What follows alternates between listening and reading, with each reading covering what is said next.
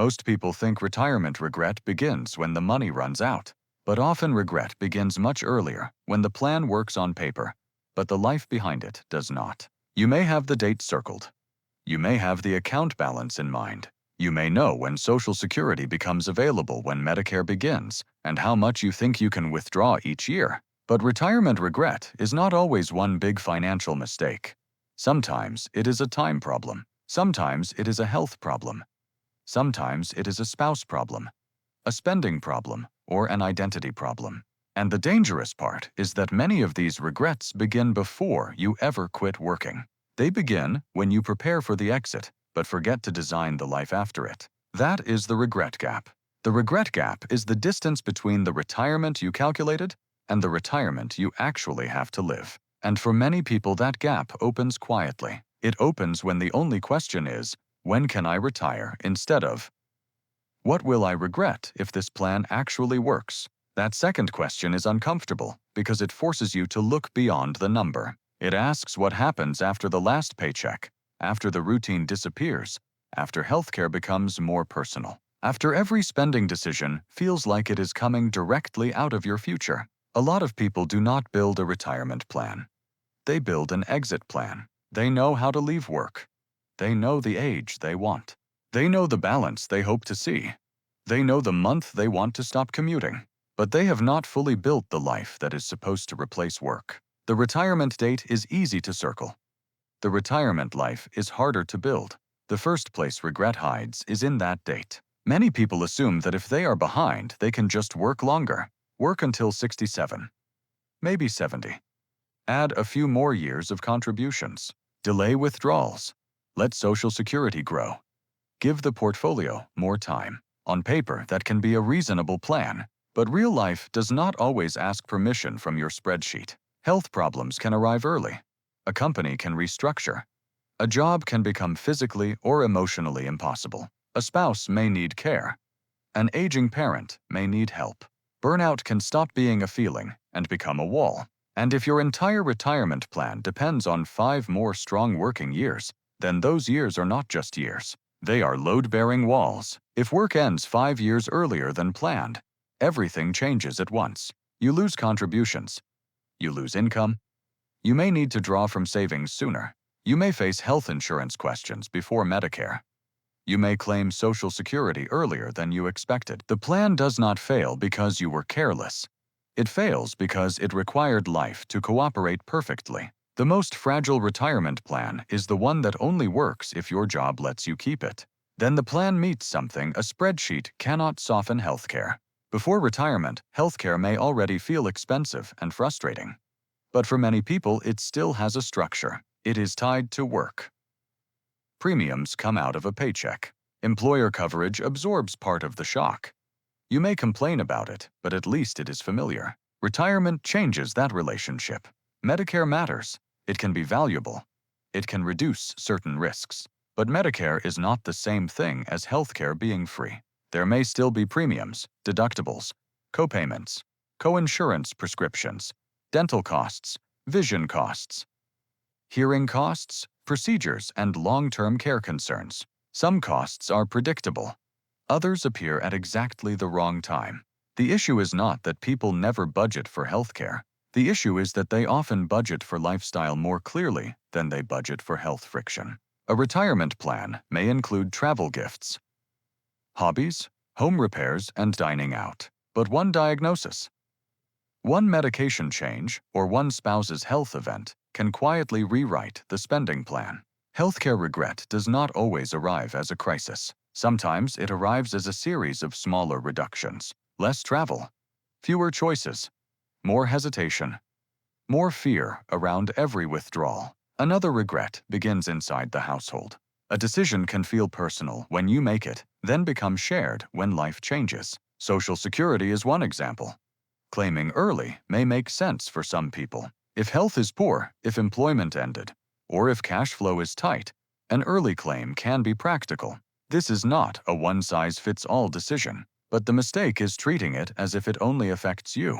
The timing of Social Security pension survivor options, withdrawal choices, Housing decisions and debt decisions can all affect the person who remains if one spouse dies first.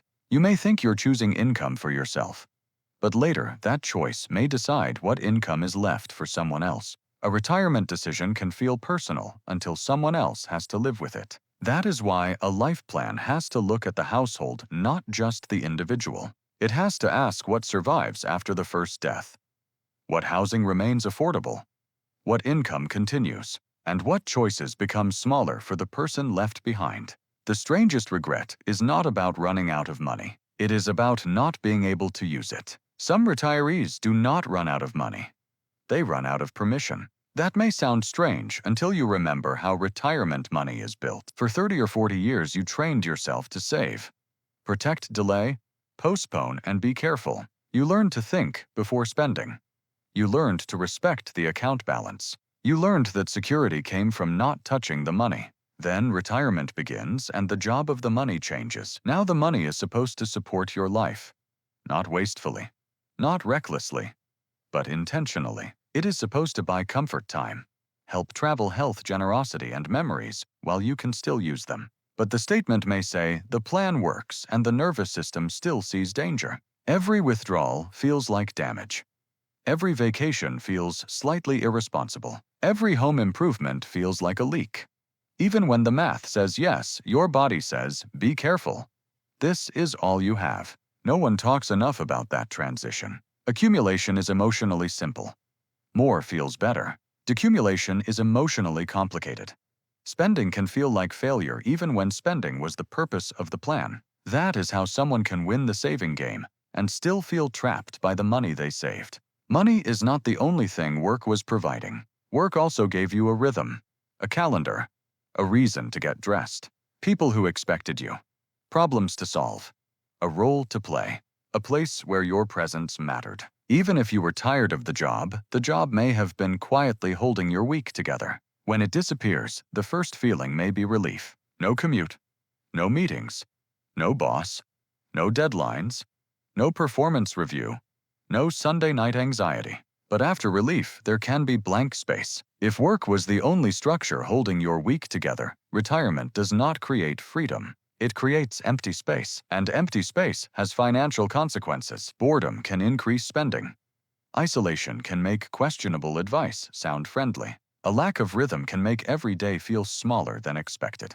Without purpose, money becomes either something to hoard or something to use as a substitute for meaning. A life plan does not need to turn retirement into a second career, but it does need an answer for where your structure, connection, usefulness, and energy will go. And then there is the regret no spreadsheet wants to admit. Waiting too long. For some people, working longer is wise. It increases savings. It reduces pressure on the portfolio. It can improve Social Security. It can create stability where there was uncertainty. But sometimes waiting is wise. And sometimes waiting becomes fear, wearing the mask of discipline. There is a season in retirement that money cannot extend forever. The years when travel feels easy.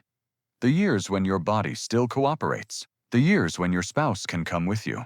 The years when friends are still healthy. The years when curiosity is still stronger than fatigue. A bigger balance later is valuable.